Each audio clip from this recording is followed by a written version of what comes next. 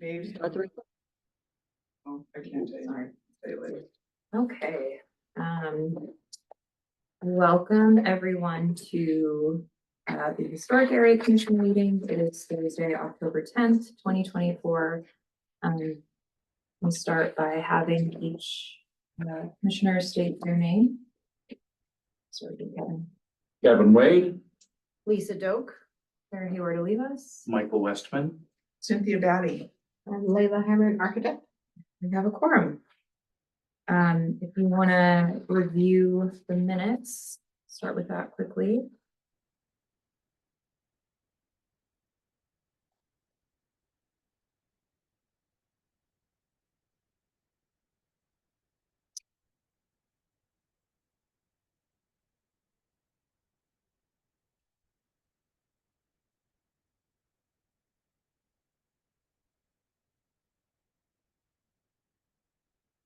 I think on the August 8th meeting minutes, there's just one very small thing. So on the second page, the sentence right above where it says a motion approved to approve the removal, there's just an S missing from my last name. Oh, yeah. Only one olive, not two. Okay.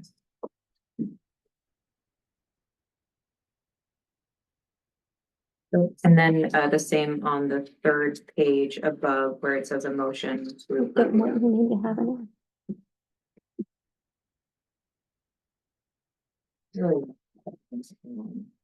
Last name. you short. Just Hayward. Just lucky I'm not using my maiden name hyphenated. Oh, and then one more thing on the fourth page, at the very top. Consistency is good. Yeah, it's. At least I'm consistent. I just found something on page 3, my apology, in the second to the last paragraph. Ms. Batty noted there is a parking lot behind the property and they might be able to come to agreement with them. It says to park their car there, but I think what I said is to get access to their own property through their place.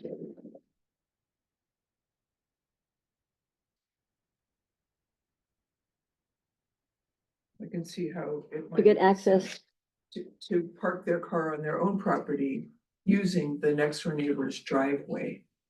so what do you want to say? Agreement with them to get access? Yes, from the neighbor's driveway.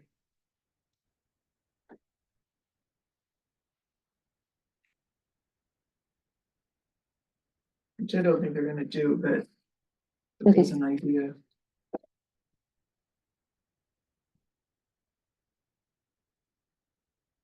So we can just approve these one at a time just to make things easier. So if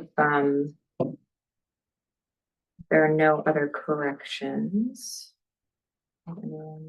See.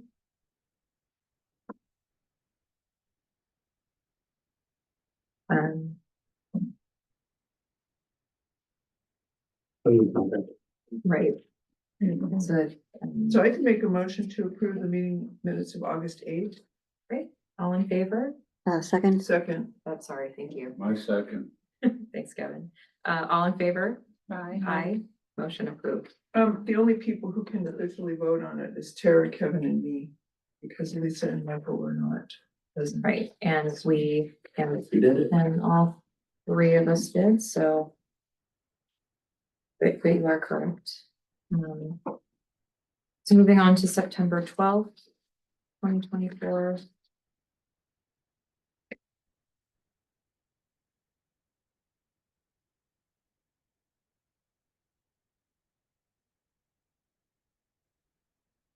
I don't even know if I remember back that far.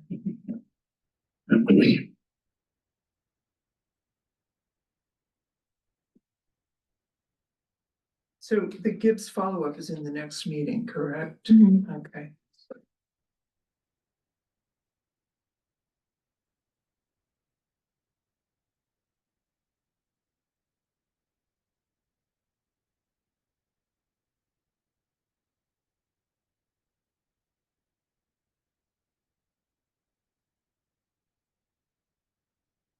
Did we ever hear back from 80 West Fifth Street?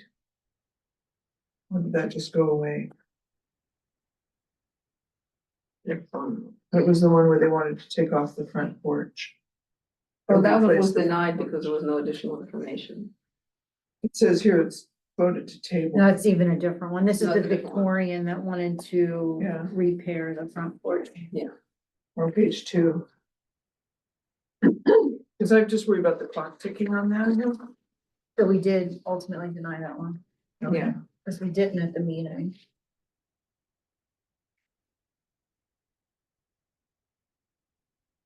I think it was. Did we table that one and then it was if no additional Mhm. information came in Then, within the time frame before the next meeting, then it would be, it would be an administrative. because it had not been tabled with the applicants. Exactly, yeah. So it's all it was tabled, the applicants had said that the clock stops. Tracking the dates on even a weekly basis. Good people.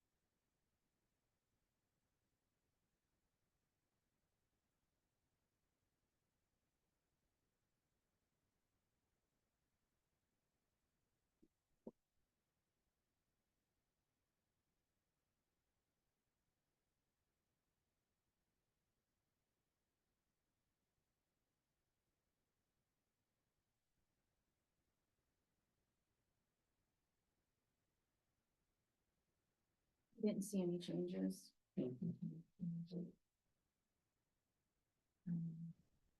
Someone like to.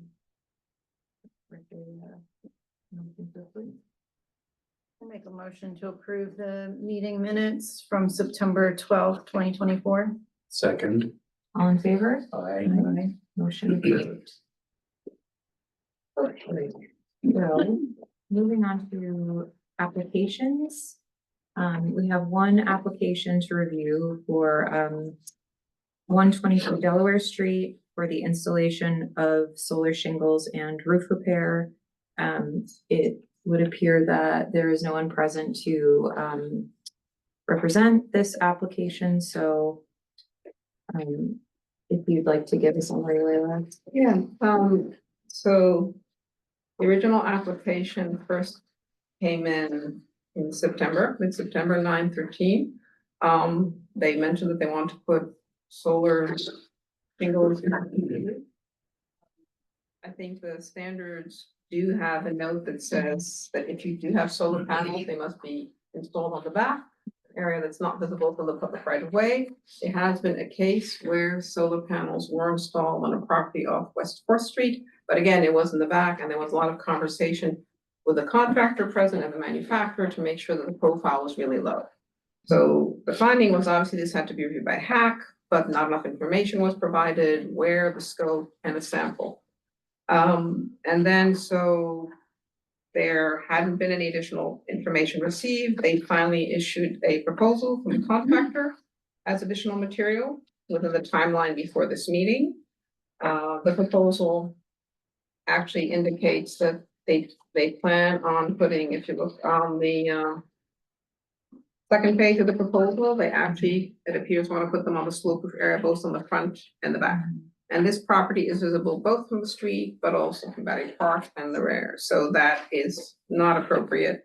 We also said that we should be getting, prior to that, a sample, so we could see how the installation would be done. From the illustrations that they've shown, it's all, because there are some solar shingles that really look like shingles. That you can't really recognize, I mean, you can, but, and even those would not be appropriate on any area visible from both right of way. But these do not appear to be the case. So this appears to be a sample that was brought in today, not available previously. There's no indication as to how this fits or is installed or how high it's gonna be. So based on one, the location of the panels does not conform with the guidelines and would not be recommended. Two, we do not have enough information even to review what this might look like, should they be a small portion of their roof that was not visible from the public right of way. So the recommendation would be a denial. I'd like to ask whoever the homeowner is to give us a photograph of how these look on a home installed in this area, a realistic photograph, if we want to continue to consider it. Maybe we don't at this point.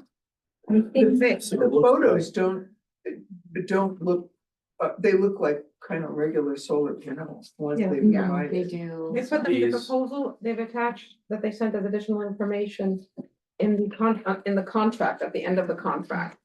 So they're the first 2 pages, and then when you go deeper into the proposal, after all the GF, so the last pages are all sort of demonstrations. And these seem to be the ones that look more like shingle. Yeah, and I will say that in the guidelines and standards in the section that deals with roof design guidelines and standards. So under solar panels, it says, you know, City of Newcastle supports resident efforts to use green energy sources such as solar panels in a manner that will not negatively impact the historic character of the historic district. The appropriateness of solar panels will be reviewed on a case-by-case basis. And solar panels must be installed in the rear yard or on rear roof slopes. Solar panel arrays must not be visible from the public right of way. So just based on the guidelines that we have, this, Doesn't. it doesn't really fit any of those. And actually, at one point, boxes. when I had seen this and I saw the sketch of the proposal, I actually thought that they were proposing to put them on the flat roof in the back. Right, in yellow. yes. And that Yeah. would have worked. And I was thinking that could have worked because then you can put a little bit of parapet around and you don't really see it, but no, it's confirmed that the areas in yellow are not being replaced, so it's the areas in red that are being, and that would just not be appropriate. And I will say, I mean, because we do try, I mean, we really do try to work with homeowners and contractors. The sample has been, you know, the office has been requesting the sample for the last few weeks. You know, it's why we have these meetings, so we can, you know, if the building owner were here, we could discuss this about perhaps maybe installing on the flat part of the roof instead of the slope. But since no one is here to represent this, we can't make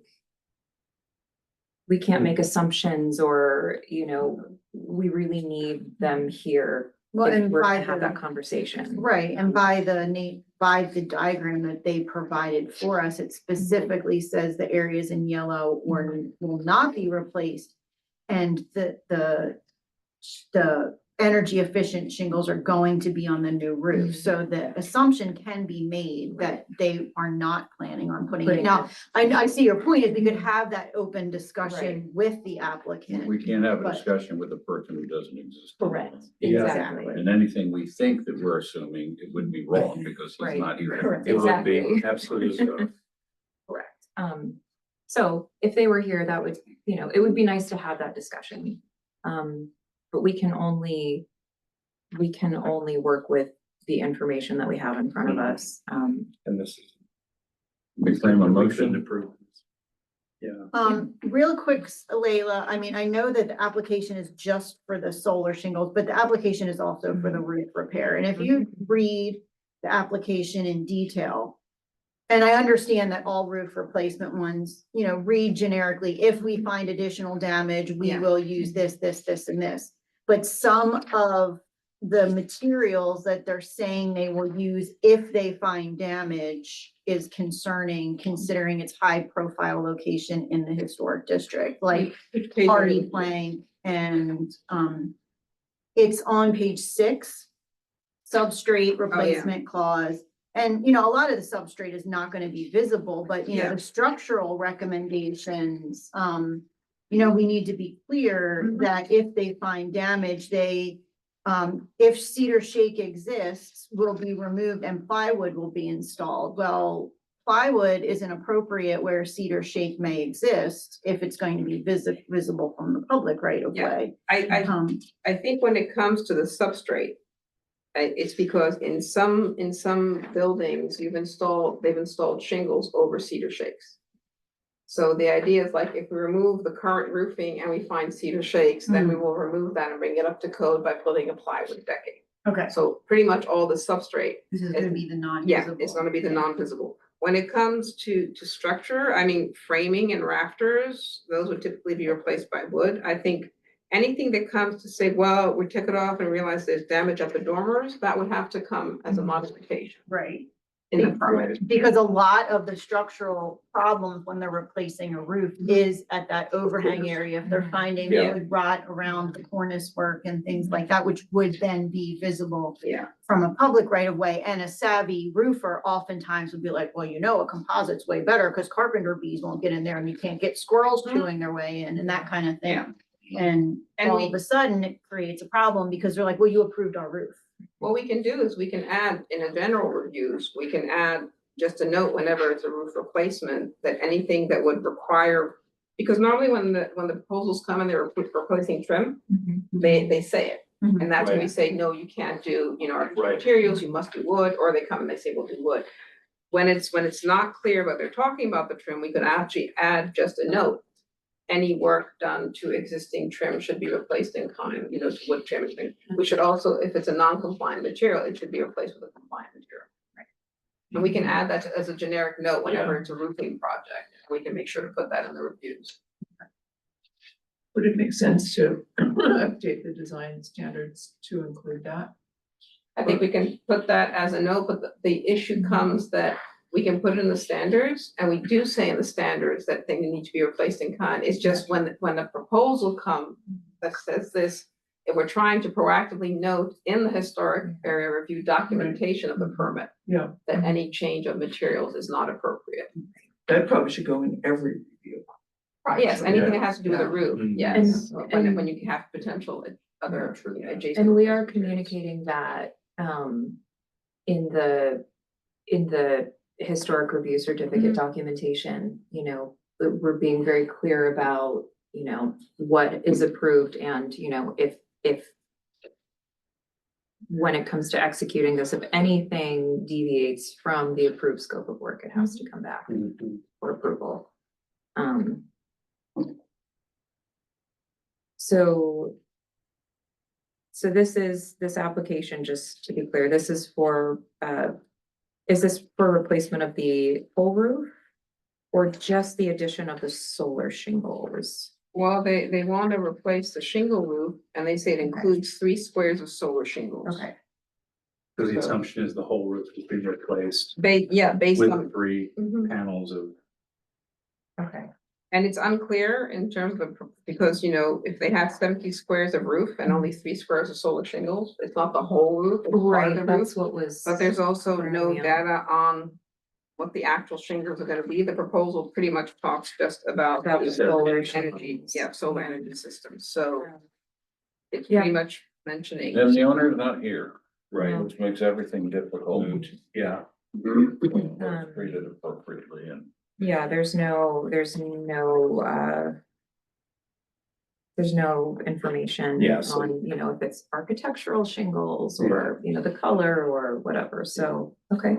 Proposal only talks about Solar. solar panels. Well, that may mean that the applicant thinks that they can replace the roof without coming to the Historic Area Commission as well, so probably when we respond to them, we Yeah. can say, no, yeah, Fidel, they know, they should know. they know, yeah, they come to act. so the only thing I would add is the opening page of this application says.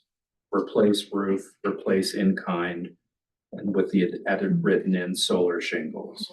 So it implies that the roof is being replaced and that three shingles or three of these solar shingles are going to be It does, but then installed. we It's not can't, clear. yeah, it's not, and we couldn't vote on that Of anyway, course. because we don't have any of the information to support that scope of. Now, I the think work. there is a note on the substrate replacement clause. There's some, and I don't know whose signature that is. Homeowner has permission to replace wood as needed. And I don't know if that means a substrate, and I don't know if that means the trim, and I don't know who's put that signature unless it's the contractor or Mhm. the applicant. So I would. Yeah, I'm not sure who that is either, that, I mean, I would just, I think we need to say in our, in the response that if they're planning to replace the shingles, if they're planning to replace the roof, then they need to resubmit with the supporting documentation. Yeah, I just think, I think it's just the application for roof replacement is denied and. Yeah, exactly. It's that simple. Okay. I know they're doing a lot of work there right now because of a fire, but there was a cherry picker up there today, like blocking off the whole trail back that way. So hopefully they're not already starting work. Just, Can we make a motion? yes. Would someone like to make a motion? Are we denying this? Well, we have to vote on it, Yeah. yeah. No, but I mean, is that the motion? I think you can frame it as either, we can make an emotion to approve approve. or to deny, however Oh, I see. you wanna frame it, I think. All right, Kevin, you wanna do it? I make a motion to deny the application as submitted. Second. All in favor? I, The motion to deny the application as submitted is approved. That sounds. More positive. Yeah, it does.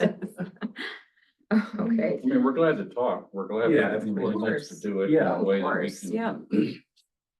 we just have to understand what Mhm. their intended scope is. Maybe he needs to think it through now. Yeah, of course. Well, on a roof replacement, a general roof replacement, incline replacement can't that be a tier one? If Yes. it's using correct material, so it doesn't have to wait another No, month. no. They came and said we're doing architectural shingles, the typical one, and we're not Yeah. replacing. Yep. And I think the annotation there is actually the signature of the contractor. So obviously somebody told them it's okay to replace the wood components, but when somebody says it's okay to replace wood, Yeah, it's different, when it's okay to in-kind replacement of wood Mhm. systematic. So, yes. So before we do the, before we move on to the discussion of, signage in the historic commerce district, would you like to do the planning commission update? There was no planning commission meeting. Well, then that No, makes thank you. it No simple. update. That's the update. Okay, well then, Was so. there, Kathy? It didn't happen, you know. I don't remember. I don't think it happened. I get confused. If there's no memory of it, it probably didn't. But I think it got deferred. There was. It- If there wasn't enough to do, or we couldn't get a quorum or something. Sorry. Hang on, but I, give me 1 second. But I keep all my stuff in here, and I don't think. The last meeting we had was August 26th, so. Okay.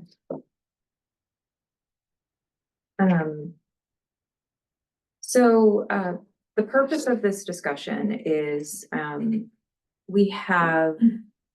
are a lot of new businesses that are opening in the historic commerce district, and that's a great thing. I don't think anyone here would say that that's a bad thing.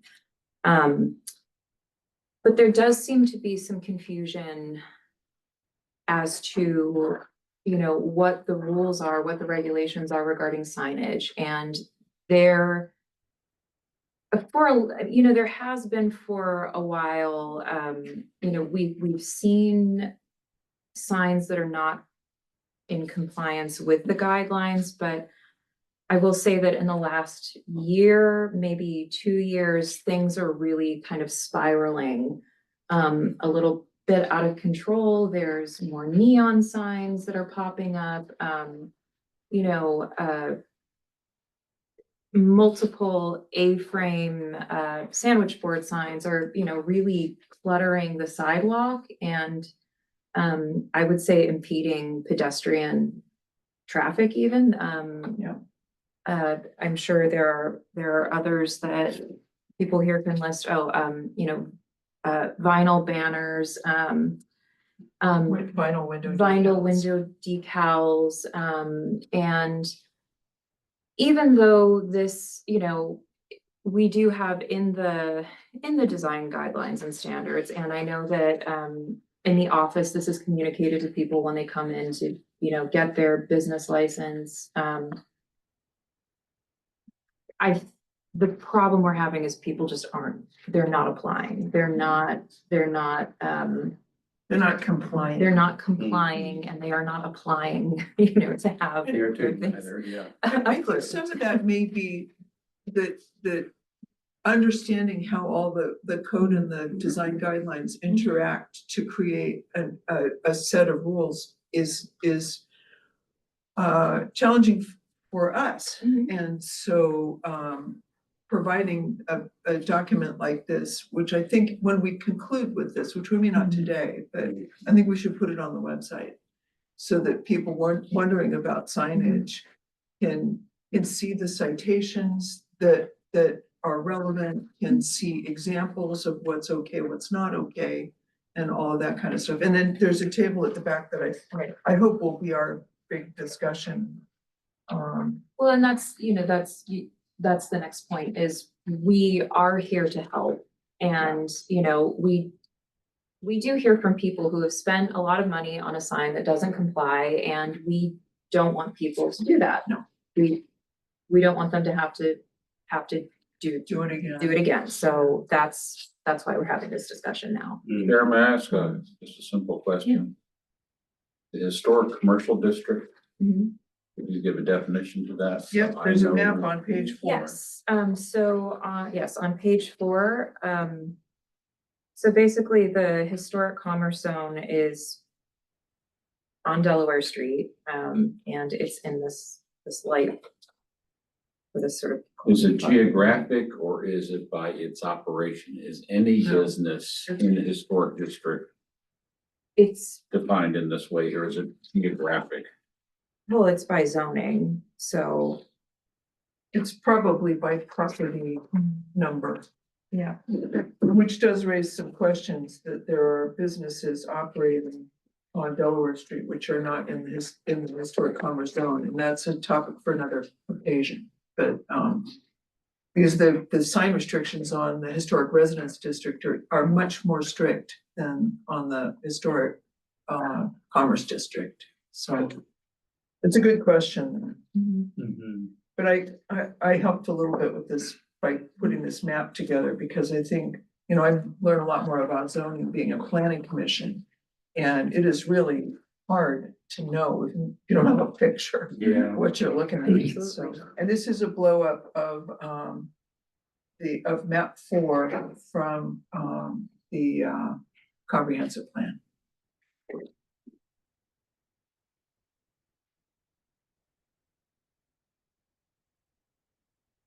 So moving to page 5, this is just to provide some context.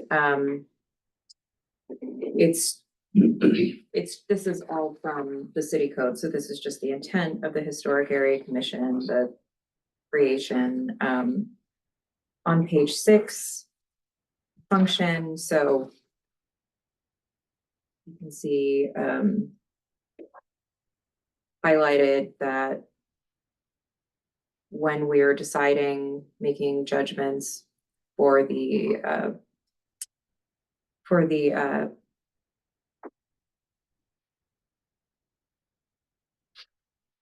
can't find the word. that I'm looking for. Yeah, for compliance and to issue a historic review certificate. These are the things that we're looking at.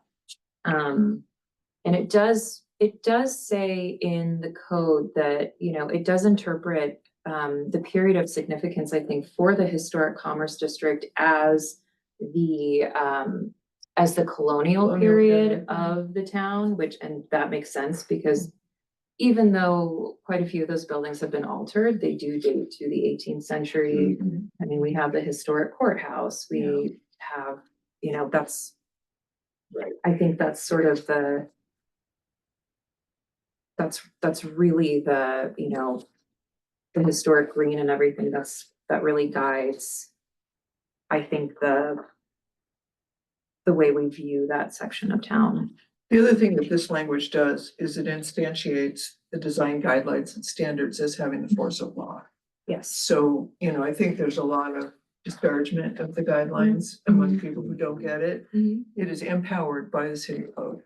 So, Yeah. you No, can't it say, oh, I don't absolutely want to is. do that, because it's just a Yeah. guideline. No, it's a Yeah, law. and that is something that, in talking to, the, the staff in the city office, that people call up and they argue, like, why do I have to do this? Well, because it's in the code, well, I don't understand why they want that, this is not us, saying we want this, and this because We're because we want bitches. it. This is what the city wants. This is what they require. And they're voted upon by city council. And- whatever. Yeah. They are. Do you think then that the word guidelines is not clear enough?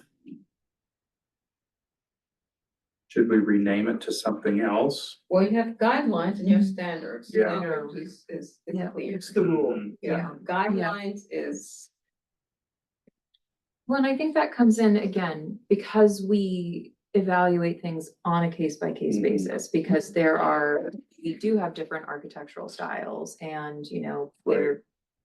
they're, different, I think, components to the streetscape. So that I think that gives us Some some flexibility. flexibility within. Also, How we apply guidelines the is mentioned standard. specifically in 230-51. Mhm. So Must it's say. there, right Yeah. there somewhere. because it's always been the guidelines. And the idea is also the document kind of reiterates the process, which is kind of like, Yeah. this is the process, this is the history. Um,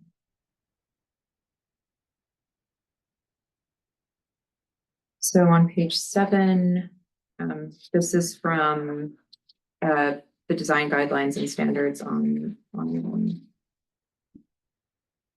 signage. I think this is general design. The signage is Yeah. a little bit later, but this is just generally saying, you gotta do it the way it was done in the past, and there's not area for discussion. Or it has to be compatible. Yeah. Well, I like the fact that there are examples, physical examples of things that are and are not acceptable. That's probably more helpful than anything. Well, what the, Having the words written is important, but this, yes, Those are not, that. those are things you pull together. Those are not, we did not put examples in the guidelines. No. there's no examples in the guidelines. Because we had done that in Cape May and it had been helpful, except we had not identified them. It was anonymous. But here, nobody wanted to put examples because it's like, you don't. Know where it is and who. Yeah, Yeah. it was a good people. And I- That was a dilemma in some of these images Yeah. too, Yeah, of but course. we only have like 12 businesses in town.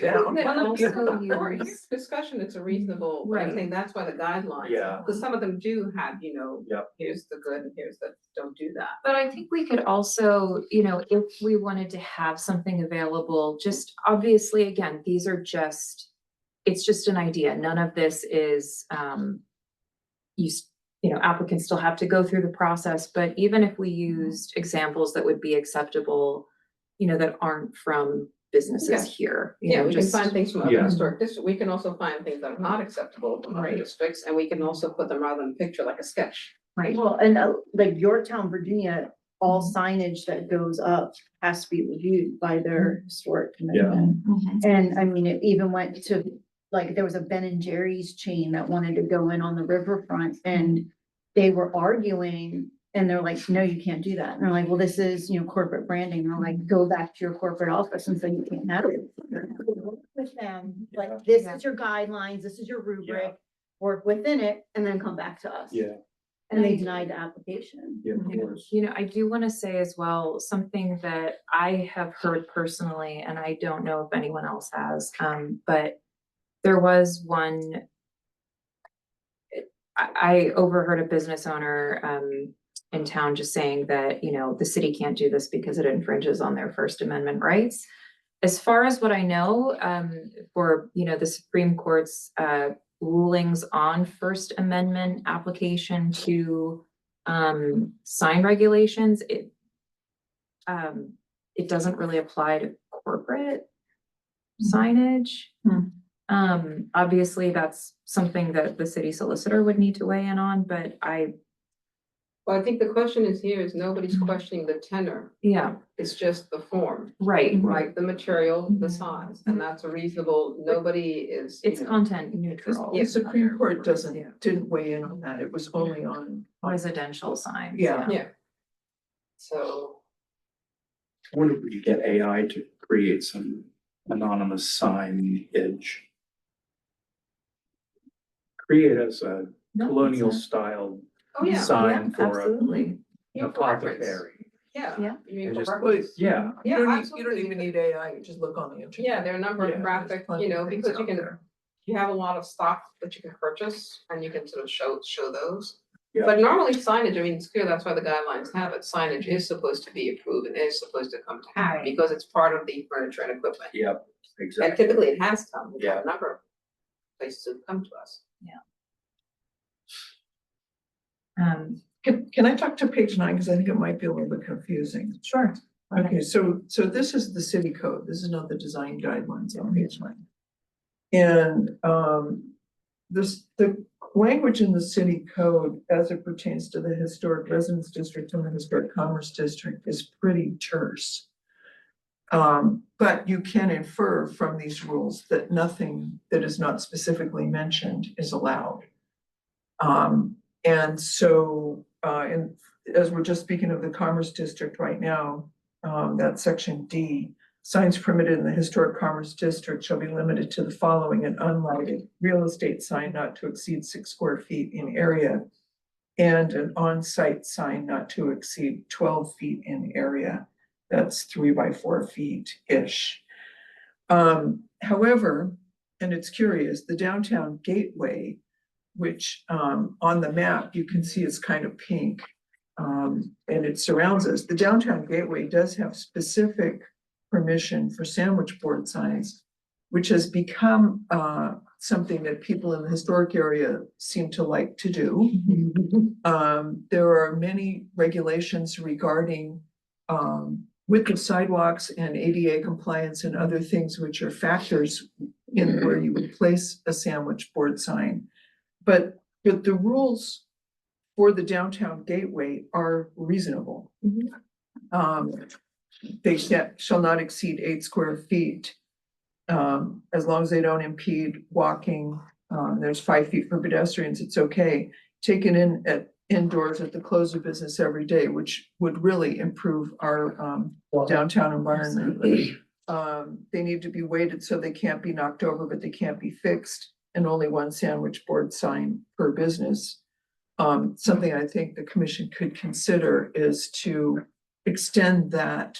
There are other requirements in other places for what they're made of. They can't be plastic, they can't be metal, they have to be pretty, right? And compliant. We I mean, do it's- specify, sorry, Laura, go I was ahead. just gonna say, they also, to stay within the gateway, they do say they should not distract from the overall appearance of the building, Yeah. which a neon sign clearly distracts. from Well, the land's overall- another subject. This No, is no. just, yeah, But they're talking generally about signage. yeah, And then they go into signs. Yeah. So generally, because the historic residents and the historic comment, they're very clear about unlighted signs. The gateway, they're not addressing, at least I haven't seen the rest of it, but here at least that can clearly, in the general signage, can be taken to, you know, a neon sign clearly distracts from the Yeah. architect. Well, we don't have jurisdiction over the gateway, but neon is forbidden in the design guidelines, and I think we get to that And it- later. I will just, if I And in can, the code, but not the gate, yeah. Yeah, what I would say for, what I have seen in other historic areas that I visited, any kind of sandwich board sign or like a chalkboard they have, they're typically leaned up against the building near the entrance. They're not Out in the. They're not street. Standing out, up. yep, on the sidewalk, and, you know, they aren't, you know, you don't have that Obtrusive. impeding, you know, Yeah. the view of The the, footprint. yeah. Well, that's a good lead in to what's in the little blue square here, which is from a different part of the zoning requirements for the Historic Commerce District. The district is intended to preserve, promote, and protect the historic commercial part of the city. A large portion of the city's commercial activity takes place in this area, a situation which is expected to continue, resulting in a living monument to the past. Encroachments, this is big for a reason, encroachment of elements not consistent with the colonial period of the city's history is to be prohibited. That provides a legal groundwork for a lot of the other stuff that then happens in the guidelines. So seeing these things as connected legal structures, I think is pretty important. So the downtown gateway is not an it's not an lay of the historic It district. is not. It's outside. It's of the distinctly different. If you go back to the. Yes, I saw that on the map, but it wasn't your map is actually more helpful than the one that's online currently, because I tried to use that and it looked like that it was an overlay over. Yeah, I the was wondering about historic that too, Yeah. if it was an overlay. The one that's online is incorrect. Almost all of the maps of the historic area are incorrect. What I did here is I tried to show where some of the mistakes were, because we're gonna be dealing with some of that in another situation. Mhm. Okay, well, But, that's very helpful. yeah. Okay. All right, I'll shut up now. So that makes it very explicit. It is, Yeah, it does. This is zoning, right? Yeah. Yeah. it And is. we only have two zones that we're responsible for. It's the historic commercial district and the historic residence district. We can't tell anybody else. And then And- anything Yeah. that falls, any buildings that are on the National Register of Historic Places. Right. Some of those fall into a residential district, but there's Yeah. still, it does say in the code and in the guidelines that they're still under the purview of the Historic Area Good Commission. point. Okay, And they meant to capture the ones that are outside the original Right. limits of the local district. yeah.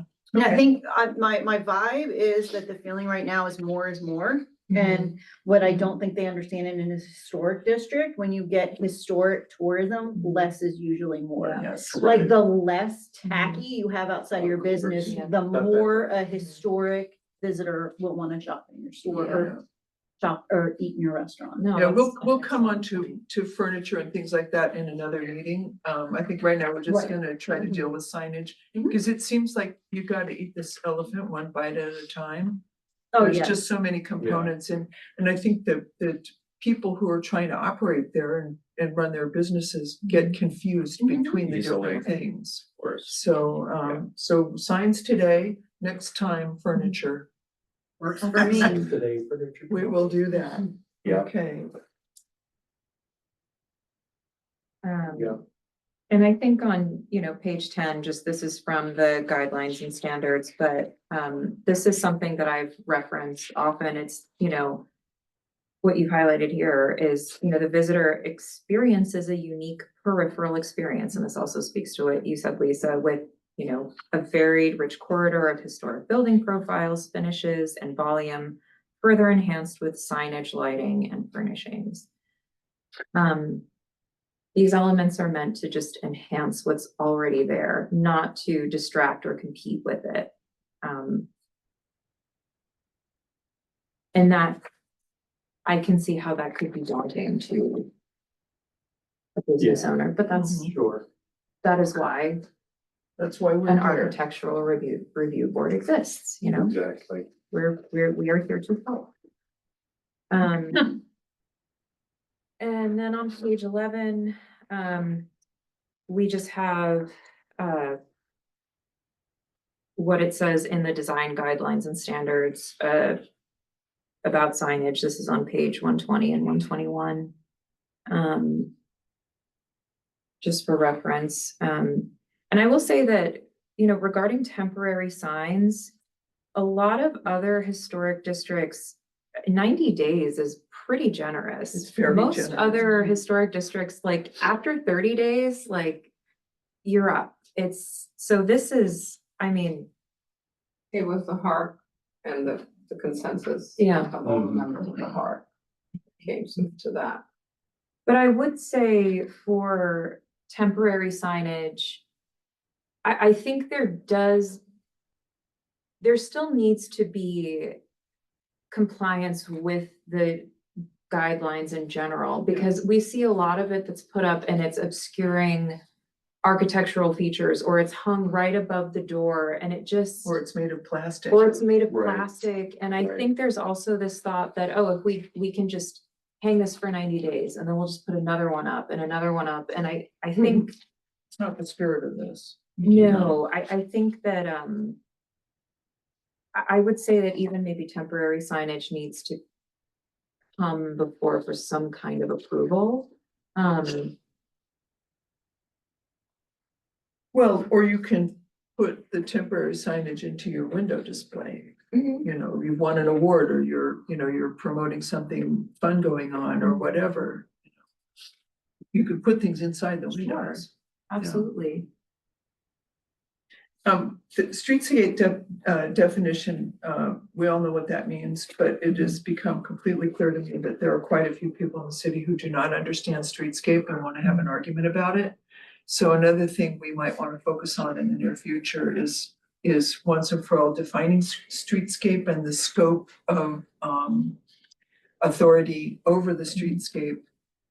Because people get confused, they read stuff all over the place, they want to have an argument about it, and it's not arguable, No, actually. and at the end of the day, the streetscape, I mean, the Historic Area Commission does have purview over the streetscape. That's why we have Right. a streetscape section and our design guidelines and standards. It's a contributing feature for not only the local historic district, but also the National Historic Landmark District designation. So, and I think that's also hard for some people to understand, is that, landscapes, sites that maybe don't have a building, they are, They're part those of the are streetscape. cultural and, Yeah. architectural, or well, they are, they're They're worthy of significant. protections. They're They're significant significant. components Yeah, of they're these areas of the historic significant district. components. And And I- again, the fact that we are combining the language of the code with the language of the design guidelines, it gives strength to both of Yeah. them in this document. Well, I That's no think doubt where the too- confusion came from, was extricating one from the other, Right. frankly. Yeah. Because, it sounds to me like, you can ask one person what a streetscape is, and they'll tell you one thing, and you ask someone else what a streetscape is, and you get something a little different. And that in itself is confusing. So if you feel like you're not getting what An you answer. need. But I do think. I do think that there's certain, when you talk about a streetscape and you say everything is on the street, it's a piece of furniture. it's Seems an clear, equipment, doesn't it's it? a lamppost, Yeah. it's a sign, it's a sidewalk. I think there's clarity in that, and I think. Well, I people- agree with Yeah, and you, I think absolutely. people understand.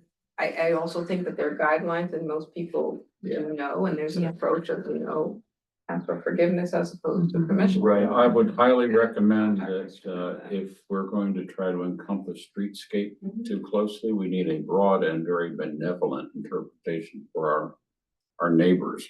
Yes, and that's the one that's in the guideline. I was trying to be sort of just very general about all the components, the way they Yeah, I function I together. think it is pretty It's pretty clear. clear. So the Park Service uses a term that they call, view shed. Mhm. And, nonprofits today have, conservation easements and things like that. And I mean, we're in an urban environment. We're on a city street. You can't have conservation easements in a downtown residential or commercial district, but we still want to retain the 18th century feel.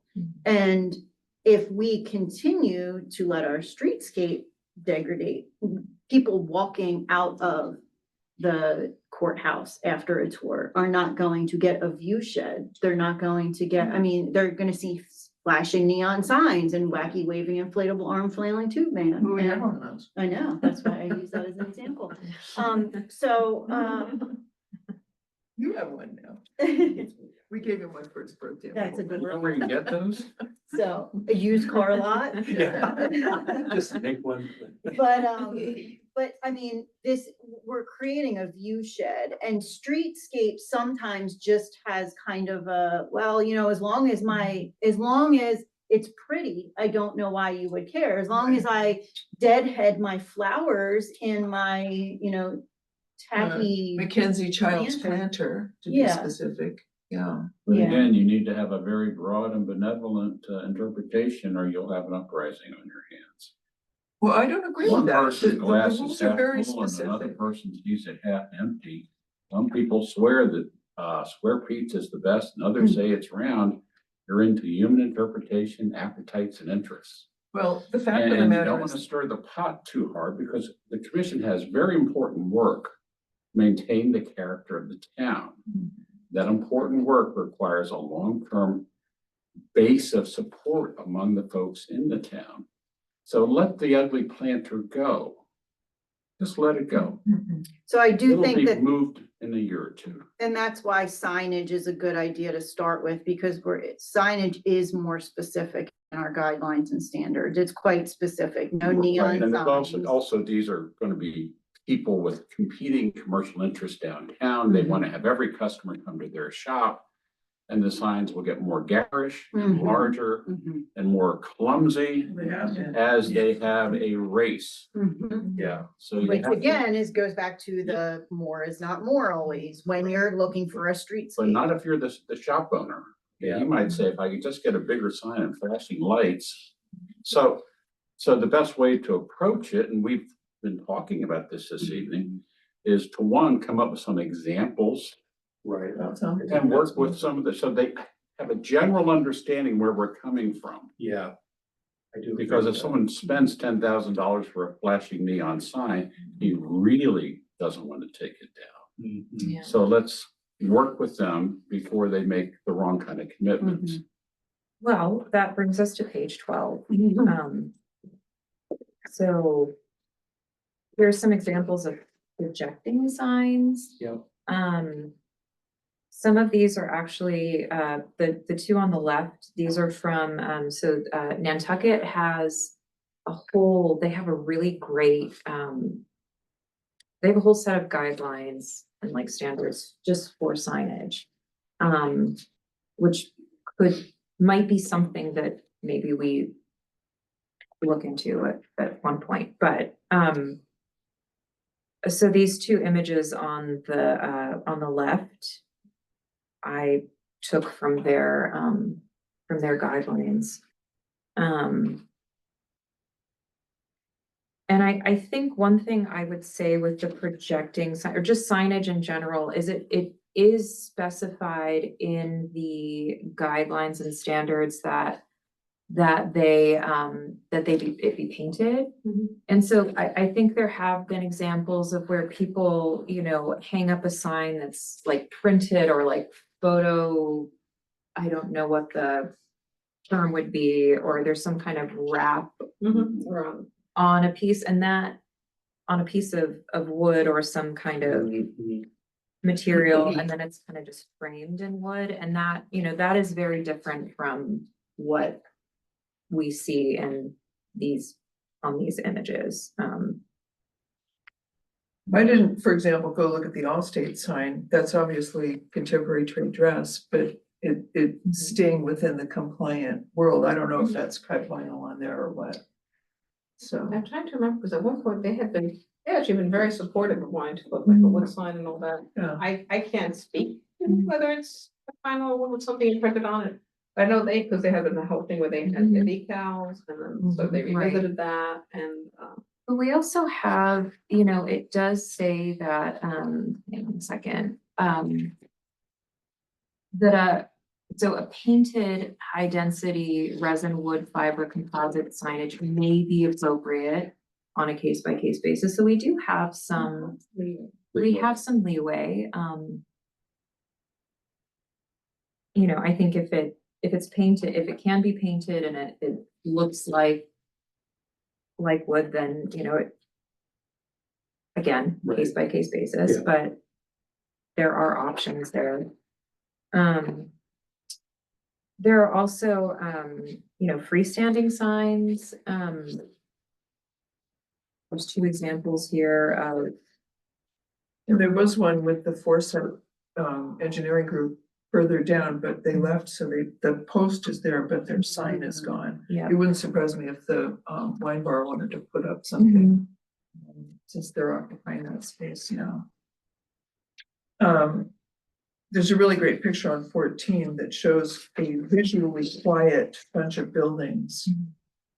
I think this is where we want to be. We are Yeah. not there right now. And actually, I spoke to several other business owners who found the riot of ugly, non-compliant crap very upsetting.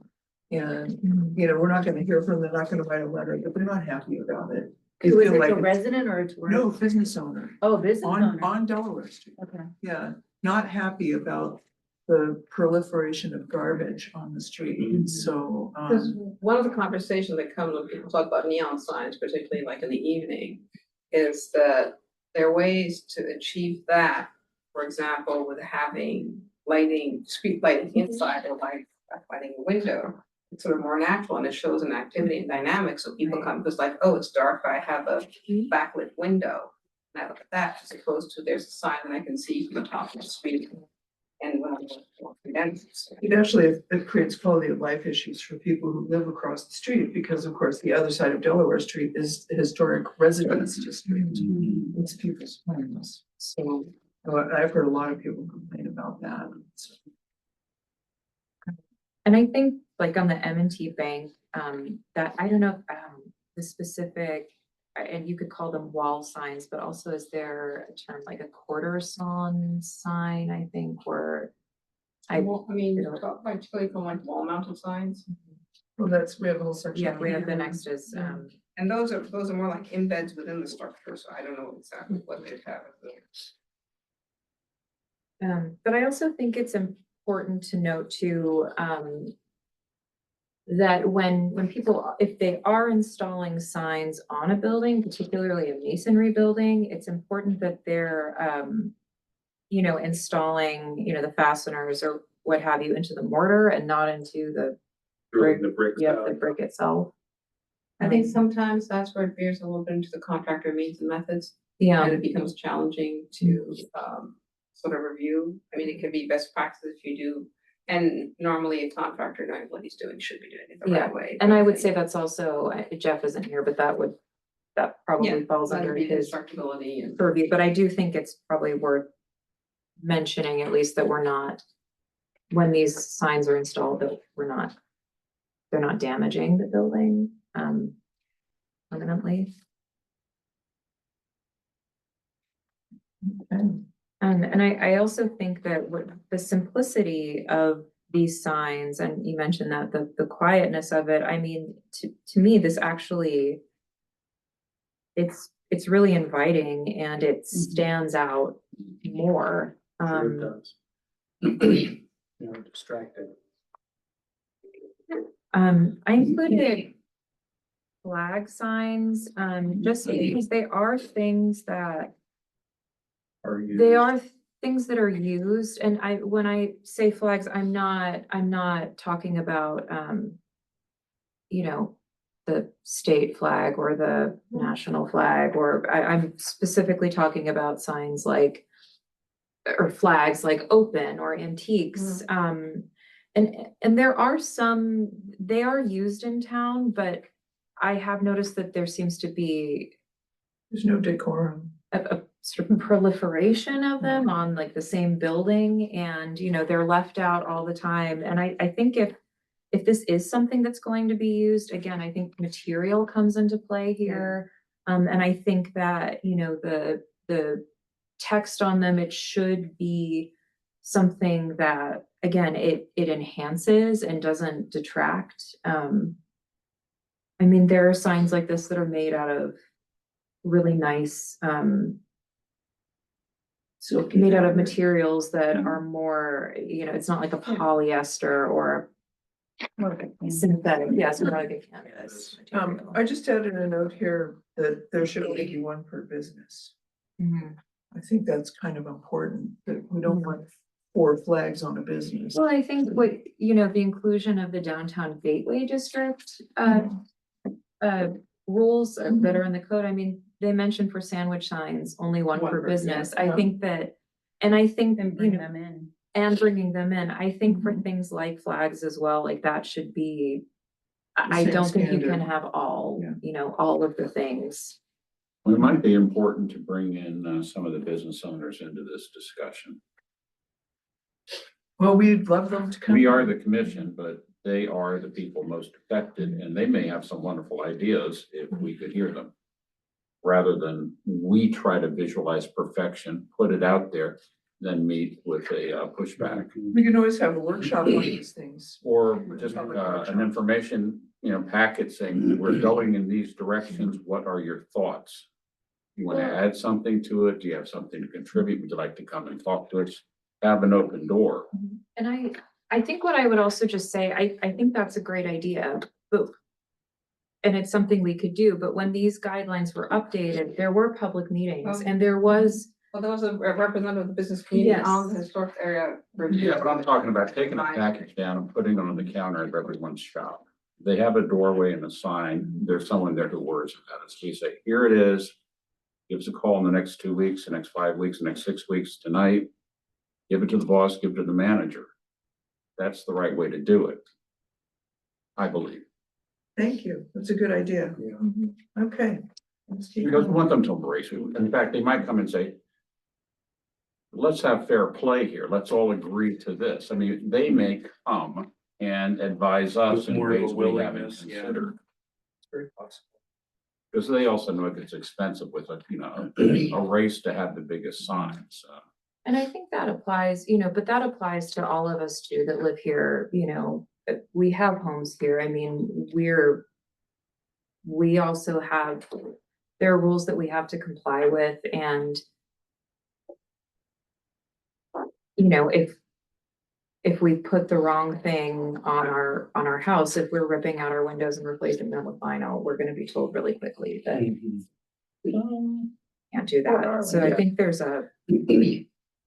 also, yes, we want to work with business owners. We want to hear from them, but there also has to be a halfway point, like there has to be a willingness to work with us. And Kara, so, you're absolutely right. You're 100% correct. But we do have to make an invitation. of course, And it has to be in a way that is compatible with their use of their time. So I don't know that we have any, we used to have, Jessup's represented here, but I don't know that we have anybody on the commission who's in the retail business, who lives with all that stuff. And I don't want to see someone have committed to spend $9,000 for some deluxe sign that's completely inappropriate and would be bounced. Yeah. Okay, But so let's Kevin, work what I as would well as say we though, can. what's really going on Delaware Street right now is removable signs. There's only one sign that they've actually been ordered to remove it. They haven't yet, except the business name is gonna change, so it will come off. It's a decal on the outside of the glass. Which they were informed didn't meet standard and they would have to take it out. It's gonna get taken down anyway. Most of the stuff we're talking about here is a proliferation of things on the street that are impeding people walking. Well, at the and- moment, we're talking about signs, aren't we? I know there's other discussions to be held, but tonight we're talking about We're signs. talking about signs, and I'm telling you, if you walk down Delaware Street, you'll see exactly what I'm talking so about. you're talking The about the sandwich sandwich board boards. Yeah. signs, yeah. Which are, Oh, I see. yeah. Yeah. Largely, the signs that are on the buildings now are compliant. It's neon, it's window decals, it's sandwich boards, that kind of thing that's causing the problem. Yeah, and these are also not typically, we might be talking about hundreds of dollars and not, No, you it's know, not a lot. that, yeah, it's, Involved. it's an awareness thing, but anyway, let's keep going, because I want to talk about the, you have to go? Oh my God, I'm sorry. I was told you to take your thing back out. Goodbye. So, So unacceptable signs start on. well, page then we had 18. painted or gilded glass. Yeah. Which that could be something nice for business hours or Well, the name of the business. the name even. of the business, yeah. I do think, though, it's probably under the jurisdiction of the size limitation, Mhm. you know, so less Where it than says 3 by 4 feet. Yeah, and even I think in just the general guidelines for signage, there's something that says that it can't take up more than 15% of the, the opening. Yeah, Oh, that's interesting. Yeah, it's, I think in the gateway yeah. section, because that's where I was getting a little bit tied up with the map online. So do these apply to the historic district or not? And so, but even though they don't apply, if you were using that 15% rule, there's a couple. There's many businesses in town with their stickers and paintings that are Just well over 15%. way off. Well, most of the ones with stickers are externally applied vinyl, which is not allowed, Mhm. and it never has. Just because it hasn't been enforced, that's created a lot of Well, even if the confusion. vinyl was applied on the interior side of the window, it still wouldn't be because Still- it affects the streetscape. Yeah. Yeah. And that is a point that I think is brought up where it's like, well, the neon sign is inside, so there's nothing that Yeah. anyone can do because there's no jurisdiction and. Actually, lighting inside windows is forbidden anyway in the guidelines. Well, and- Neons is one of the few things that are specifically and explicitly mentioned in the design guidelines. And it does say in the guidelines, that, while we don't typically, have purview over the interior of the building. If it affects the streetscape, then it does fall within the purview of the Historic Area Commission. Because was that challenge of people putting neon Mhm. signs inside saying, oh, it's inside, it's not outside. And I think just real quickly, I think it is also worth mentioning that, there have been some comments about things being grandfathered in, but in the guidelines and standards that we had before the update, these are from 1990. I mean, it does say in the previous, zoning ordinance that it specifically mentions signs as needing a historic review certificate. And then under storefronts, it says alterations to storefronts should be historically correct in design, scale, material, location, and color. So, I mean, I don't think that altering a building with neon signs is historically correct in any of those ways, so. Okay. Okay. I mean, just as a reference point, does anyone have a grasp of the range of signs that have been used downtown over the past 200 years? I mean, there are a lot of There's plenty of pictures, pictures, yeah, I mean, and there's numerous photos of Delaware Street through the years, and you've seen all kinds of garish signs there. So we have to be careful of saying, we're gonna capture some moment, because that moment may never have actually existed. well, I think, So I'm just saying, let's be careful, we don't project our own view of what history is. well, I think what we're also basing this on is that the code specifically mentions that anything that deviates from the city's, in this area, the colonial or, so I think that does give us something to work on work with, wooden signs, projecting Sure. wooden signs, freestanding signs, or even I think suspended signs in a window, Yeah. fabric signs. There's actually a lot that you can do within those parameters, and I think Let's put that into a packet, Yeah. let's put it out there for people to Well, consider. that's what we're gonna That's- do. Rather than discuss what we think is my favorite sign or your favorite sign. We all We're have not favorite doing that signs. in this meeting. No one is saying what's my favorite sign and what's your What favorite we're sign. trying That, to- what and we're I think trying to that's do really is important. Engage with the business owner Kevin, down. we cannot even state that. We're not talking about our favorite signs here. We're talking about dispassionately what the guidelines and city code says is allowable and not allowable. If you want to discuss bending those rules for various reasons, I mean, people can come before the commission, a commission can decide to bend the rules for them. But we have, that is the whole purpose of this document, is that the rules are extremely well documented and codified in law. So if what you're saying is you think when we finish completing our thing on the last page here about what kind of signs are allowable and not allowable, that we have a public hearing on it, then that's great. No, what I'm saying is apparently the existing guidelines and statute and suggestions are not well understood in the marketplace down in Delaware Street. That's why we have a variation in the type of signs. We have neon, we have plastic, we have flags, we have sandwich boards. I agree with the goal of coming up with an array of acceptable signs compatible with our view of how downtown should look. What I'm saying is, let's simplify or perhaps summarize and put some samples out there, deliver them to all the shop owners and get some feedback. I think they'd like to have a better understanding themselves. That's the purpose of this document. So is there anything in here that you think is missing? We haven't finished going through it yet. Well, I haven't heard any discussion about getting an information packet out to put We're out. to talking, the we're public. discussing this package right now. This is the information packet. And what we said is we're gonna put it on the website and we can talk to people about it. It's a good idea to show it to people Absolutely. first. It's fine. We've accepted that.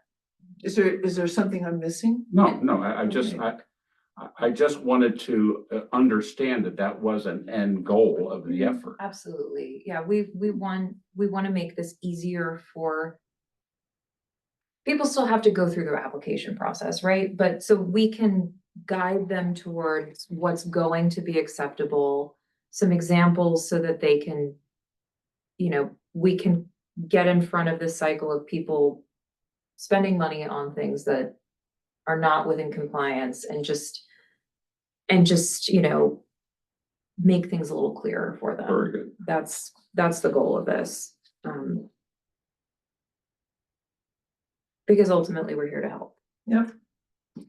And I think one of the things is changing the images in here so that they're not specific to Newcastle, so no one is singled out or, especially in unacceptable signs. I think Well, that, We can do that. I mean, this is just Right. for our discussion and, Exactly. there's a times limiting factor. On page 18, I do think that a discussion of bunting, is bunting a sign? I mean, I'm seeing bunting on people in the historic residence district too. I don't think it should be permitted. I but- think I would consider bunting as a temporary Mhm, sign. that's what I was If gonna there's an say. event, then you put it up there. I mean, the 90-day rule is a little bit long, but I mean, it's not surprising to see that come in certain holidays or certain commemorations. But the idea is that it is meant to be temporary. Temporary. Yes. Okay, so actually I'll put that right now. I'm gonna take notes when we do this. Bunting. and I would also, just with the final banner and sign, and I don't want to call out this shop by name, but you can see that they have a vinyl banner, advertising that they won an award, and that's wonderful. That's great. But they also have, they were issued a plaque that they have displayed in their window. And, I think that, I mean, it's very visible, the plaque is, and that's the banner. I mean, not only is the material, not compliant, but it's obscuring, significant architectural features of the building. I mean, that would be a good thing to have on a sandwich board, Yeah. if one were to put that. Yeah, And maybe have that, leaned up against the building. Or discreetly to the Or side of the discreet- yeah, entrance, so people see it. Mhm. Cause actually, people surprisingly tend to see a sandwich board more than a big Well, sign. it's there because he's proud of it. He wants Oh, to of show. course. Absolutely. we know. Now, that. if he turned it into a cloth flag, would that be acceptable? Well, I think, I mean, I see all the objections here. Yeah. I mean, he's just proud. He's not thinking about objections, but I what think, would be a way for us to allow him to brag a little bit? But Well, still a be. sandwich board we just talked about. but if you wanted this specific banner, I mean, I think that, I don't think it should be hung in the location where it's you know, where it's Full- displayed Full because agreement, it's- but what, Put it inside the sandwich window. board, anything else? I Put it think- inside the window. yeah, Put if the you banner could, inside the window. Still be Um, able to read it. Yeah, that would be the best. um. Yeah, and again, it's a temporary sign, so I think that's important to note too, that it, you know, doesn't become a permanent fixture. But one of the things will happen if we do this well, for example, let's say the vinyl becomes cloth, right? It becomes canvas, right?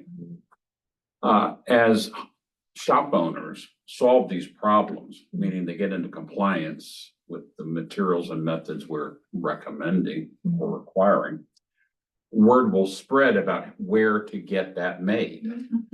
Because right now, most people, if you have something made, it's gonna be a plastic, that Yeah. somebody's done. It's gonna be a FedEx. So again, just using this as an example, of streetscape and signscape and all of this, is just using this as an example. And the more is not always more is, yes, this is, you know, something that he should be proud of. He's thinking it's a way to get visitors in, but a historic colonial core, if he had that sign that says Mozart, if it's in the window from a protruding on one of the iron, you know, the iron scroll work signs, if he had that beautifully, you know, wooden engraved and painted and had that hanging out, I think that would actually be more So inviting we're in a helping to banner. translate his interest into something that matches Exactly. our goals. Yeah, correct, versus this, which is advertising how well thought of his business is, but it's obstructing half of his door, so actually it's There's a less sales guy that welcoming. came around after he was named and said, look, I've got a sign for you, give me Have I got a $500. sign for you? But no, if we can help him translate, then it's a win-win, right? But again, if he'd come to talk to, we would have had that conversation and he didn't. And the parting shot in here is you got a question, come and talk to us. You know, don't just decide arbitrarily. And by the way, we all love this guy. Oh, yeah, he's a great. He's an asset to the town, there's no question. So it's not, this is not punitive, it's, No, what not do at you all. like to say, Tara? What do you always say about the rules that it's not our opinion, it's the rules. Yeah, what's happening. it's not, you know, it's not, this isn't subjective, it's. Yeah, we're it's not- objective. Yep. Yeah. Okay. Um, Like, again, the architectural features, he's got those two really pretty colonial style lights on either side of his window on a dark rainy day. When it's hard to get somebody in your business anyway, and somebody's coming out of the sheriff's office and he has those lights on either side of his door. A visitor who's coming to visit a national park who may be from halfway across the country might say, wow, look at that cute business. Instead, it's blocked by a sign that would probably drip more He was rain on caught up in the it. moment. Oh, yeah, I get it, but I'm just using this as an example because it's what's in front of them of how sometimes less is more. Action. yes. Um. So the next, sort of category of signs that are not acceptable material wise, are vinyl exterior, interior window decals. And we have some examples of those. If you want to redo this so that there's no things from inside the town, we can do that. Yeah, Absolutely. I mean, maybe when we publish it, maybe that's the right way to do it. Yeah. But this was for the discussion Absolutely, tonight. yeah. So- But I mean, I think, if these individuals want something in their window, you could have, you know, inside you could have, a suspended sign. Yeah. You know, that with, I think Leila, you mentioned with lighting and, I mean, there are ways you could Oh, definitely. achieve this Yeah. effect. In other ways. I mean, you could also have somebody, I suppose you could have somebody come and actually paint this on the Yeah. glass as well. Has anybody seen the Sycamore Wine Bar's sign inside their window? Yes, Mhm. that's temporary. I was just told that not in a, this was mentioned to me, not in the capacity as a commissioner, but just, I was asked about a sign and I directed them to the guidelines and standards and the applications in the office and recommended that they. No, I get that. reach out to I'm them. making a different point. Okay. I think it looks nice. Yes. It's a sign that's set back from the window. You probably haven't seen haven't it. seen it It's yet, no. it's a wine bar that's opening in town, so you should Okay. really be moving to Yes. But it's a suspended sign as Yeah, well. it's suspended, it's set back, it has a little light shining on it. Yeah. It's beautifully designed, it's a Art Deco style. And it attracts the attention because Yeah. you're seeing a lovely object that's kind of highlighted with the lighting. Exactly. Yes. Yeah. So all of that stuff can be, there's ways to do it that are attractive. And that also, I mean, we're not trying to say you can't have, bouncy fun lettering. We're not saying you can't, have, sort of, you know, punky style lettering. You can do Well, that, just not, I think we're not banning individuality. Mm, No, In some cases, we could though. I mean, I'm not saying that we should be worse. We gotta get in line what we did, but there are more colonial looking fonts Yeah. that are more appealing if you're gonna stick them to a window. But, yes. and signage wise, but you know, if that's what they want their corporate, their, you know, small business logo to be, then I get that. But at the same time, I mean, we could have a standardized, you know, more colonial looking font. It doesn't, Some historic districts have that. They have a whole section of lettering. Yeah, That's allowed. The larger ones, you know, have that. yeah, the Nantucket design, like the sign guidelines, which, I mean, I think that would be great to have because it not only deals with commercial signage, but also signage for residential properties. But I mean, there's just so much information and it's broken down so clearly that, you know, maybe that's something that we can strive for eventually. Well, we are a tiny little town and a tiny little historic district, so But we there's only so could much we could do. Perhaps add some examples of different fonts Mhm. in this, you know, or, you know, maybe, again, we don't regulate colors, but we could recommend, you know, maybe more muted colors or Yeah, some examples of okay, that. let's keep going, because we've got a lot to discuss and it's getting late. So sandwich boards, I was shocked when I saw that the first state I know. National Historic Park had that hideous sign Yeah. out front. It was upsetting. On temporary signs on 21, we have the 90-day note here. But then, you know, also you can't obscure. One of the challenges that I don't know that we have an answer for is the micro suites for lease sign, which is hanging from a projecting hanger. But it is decidedly not okay. Hmm. And it's been up there for a really long time. That's been up there for a year at Yeah. least. I mean, It's theoretically, temporary, it should it's be not removed after 90 wood. days. it's not an alternate to wood material. Mhm. It's, So it not really appropriate. probably, they need to be told to take it down. I mean, we're not in the business of advertising people's real estate availability frivolously. Yeah. So, I had a friend who was interested in that space for I don't know her, what you- and I was like, could you please rent it so they can take that sign yeah, down? right. So,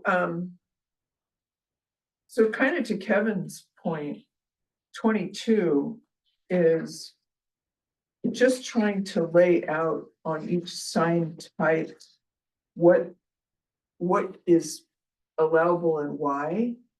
And I kind of hope that in this conversation, we could talk through some of this. Maybe this is something people need to go away and think about. I don't know. But the citations for code and guidelines are noted here. The sandwich board issue is also noted. That it's, you know, technically it's only allowed in the gateway, but do we want to allow it in the historic area? Because the way the historic area signage rules are written today in the code, it would not be allowed.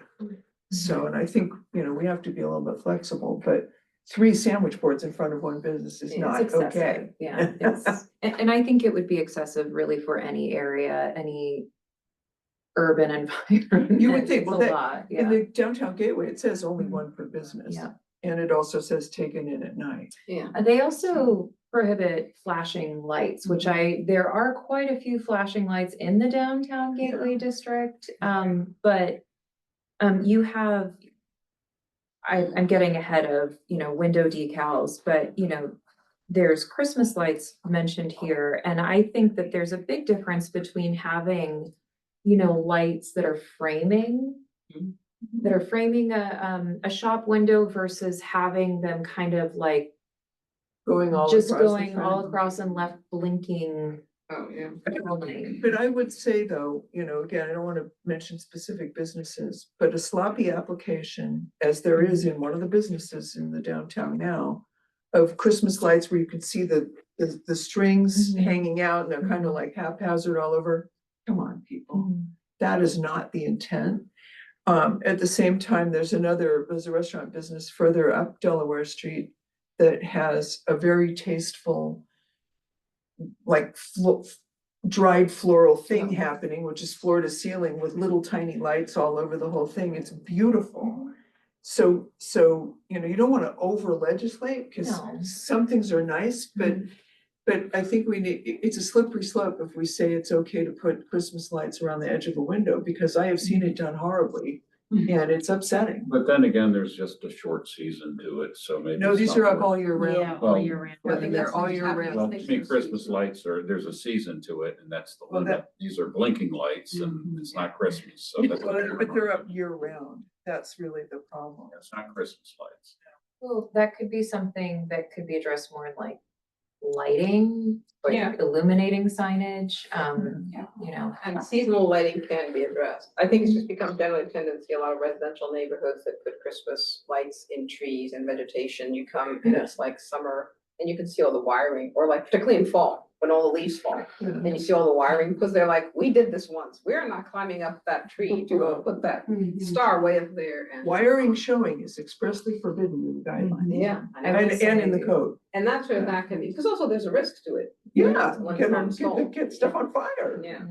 My husband strung, like globe lights in our backyard, but they were visible from the public right of way, so I made him take.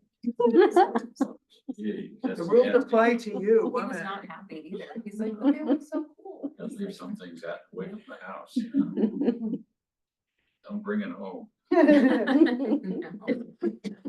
So what do you guys want to do with page 22? Because this is really getting to the meat of it. Is like, how are we going to tell people how it works and why? If you can get it on one page, that's a good thing. Well, I think this is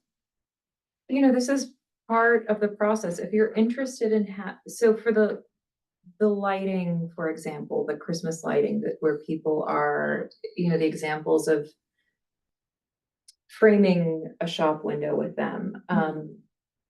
I think there's a standard for how that can be done. So if that's included in an application for the lighting, or we're talking about that, or, if Layla is discussing this, if this is a tier 1 application, that's something that can be specified, that is appropriate maybe in this case. But be mindful that it's not appropriate to have wires showing or exposed, Mhm. outlets or extension cords, things like that.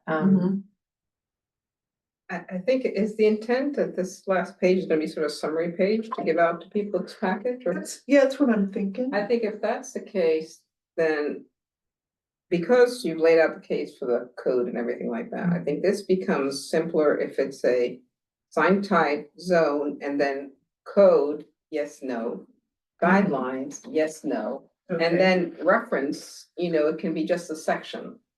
Because then that's a summary, because you've already laid everything out. And then you can always put, I know you put it at the end, but you can also put under here, any questions, it's always gonna Yeah. have it in different places, so put it, Yeah. because then it's like, it's simplified and it's direct. And I think it's clear. Okay.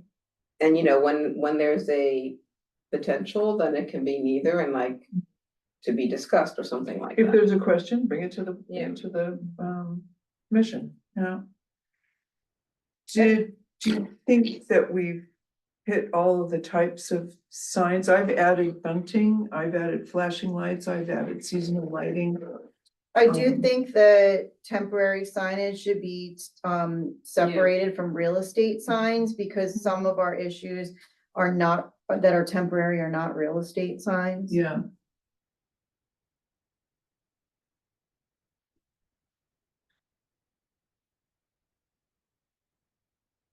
I think one of the things also, and I don't know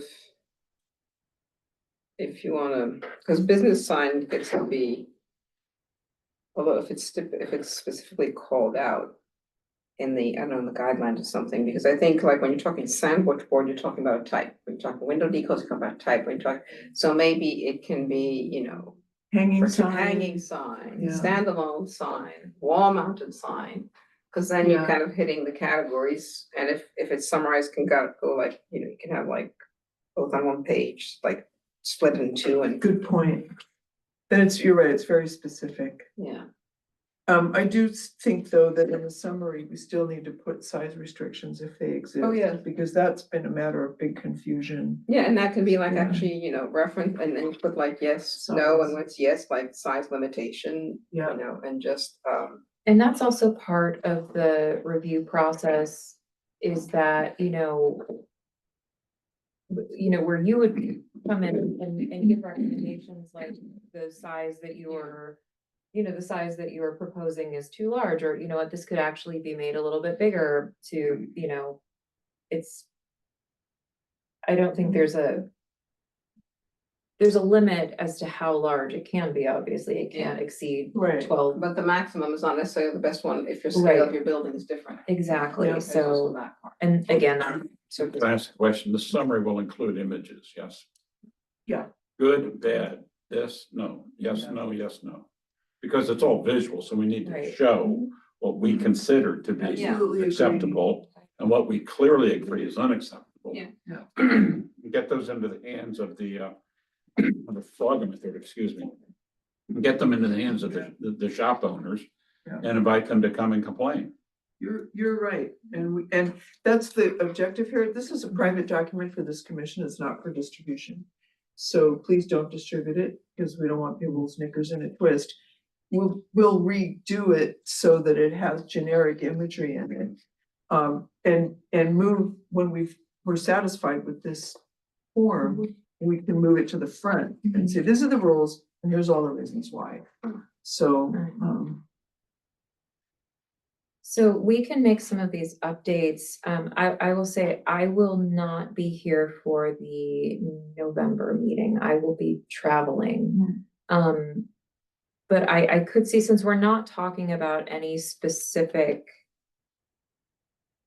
we're not reviewing any specific application, we could set aside maybe a set amount of time to review some updates at the special meeting yeah. we to can this do that. document, and then, you know. It's still, the special meeting is still more than 10 days away, right? So you'll have to update that agenda Tomorrow, immediately. Yeah, let's do that, because then we can get it done, because there's a lot of stuff going on, great stuff There's going a on. lot of that- businesses moving around It's and wonderful. changing hands, and it might as well get Yeah. and there are people who are already invested in the community, so we might as well get them all squared away before they spend And a lot of money. it's certainly not that. And that way like, we'll build support for the effort. Yeah, Even if they exactly. disagree on some Exactly. element of it, they'll say that I had a voice, I had a chance, they explained it to me. Thank you very much. And not to say that you can't review this document, without me, that my presence isn't It won't be necessary, necessary. but I'm sure it will be. Thank you for saying that. But if we have an opportunity to kind of get this But done if we can sooner. put it, then- it's definitely Yeah. special And, meeting, might as well. So, should we, should we make a motion to make, I don't know that we need. No, one for no, this, Yeah. so it's an item for discussion. Yeah. Since there's no actual action, it's one thing afterwards, just to document when it's Right. approved, you wanna make a motion that the commission has approved the document, and then you obviously have to review it Right. as a city. and Yeah. things like Okay. And that's why I also will not be here for the next meeting, but I will make sure that all of your, or at least whoever's meeting has a copy of all the reports Yeah, and comments. The October 24th meeting? No, the The November. November meeting, okay. I'm gonna be away at a conference. So are you here for the October? Yeah, the Mhm. next. Yeah, Oh, I'll be here for the okay. next meeting, yes. I think we can get this close to bed. Oh, yeah. Yeah, By I don't see then. why not. And I'll also So- review it if I have any other,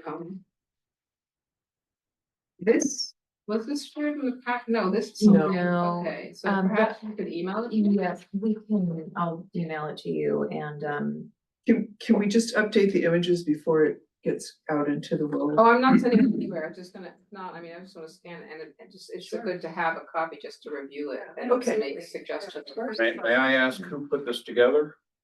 That would be, Cynthia and I worked on it together. It's nice. It's a It good is, piece of Yeah, work. Cynthia, Thank you very much. actually, this is all Cynthia's format for the PowerPoint, so. Yeah, it's very useful. Okay. If we can continue to do these, Mhm. I think it would be an asset to the city. Absolutely. A different topic. Yeah. Yep. So I don't think there's anything else for us to cover, Just so. want to say, in general, I am tracking, I know it's contingent upon federal funding, but I am tracking the next round of CLG grants with the Delaware Historic Preservation Office. And the city does have, I've been told, line item in the budget, so if the next one round comes out, there'll be some potential. That'll be great. Money is always good. Are there any other questions, any comments? What about motion to? That's the next, if someone would like to make a Well, motion. just one little point. There's no line item on this agenda for public comment. I realize there is no public here. But we continue to be able to be having incomplete agendas and I don't know what to do Yeah. about that. It's messed up every month. Oh, yeah, because it's noted public comments on agenda items only, but it's not a standalone. Yeah, Yeah, Headline. I mean, maybe that's all you need to do. I don't know, but just, I'll send that in my summary. I'll make a note of that we need to add a line item for public and hopefully it will appear on the next one. Okay. Motion to adjourn, Make a motion. I second the motion. all in favor? Aye. thanks, everybody. Thank you.